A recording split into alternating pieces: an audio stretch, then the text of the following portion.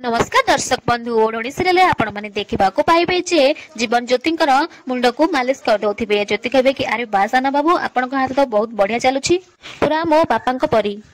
यहाँ पर ज्योति कथा शुणी जीवन टिके हसदेबे। यापर ज्योति कहबे कि जानिछंती मु जेतेबेले राति सारा बसिकी पाठ पढुथिली मो बापा मो पाखे राति निद्रा बसिकी मो मुंड एमिति मालिश कर दउथिले।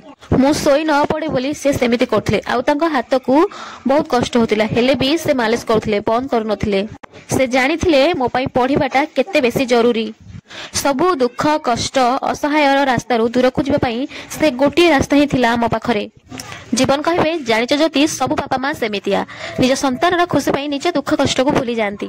थरे मोर बहुत जोर देह खराब होइतिला आउ मो माँ राति सारा न शोईकी मो मुंडरे पट्टी दउथिले आउ मो मुंड को आउसुथिले। मु जेमिति निदर न उठी पड़े आउ तापरे एमितिका किछि तले से ज्योति मुह को देखिबे तो ज्योति सेतले सोई जाइथिबे। एहा परे जीवन चुपचाप आसिकी तांकु टेकिक नेकी तांको से जो उपरे सुआई देबे। हाँ दर्शक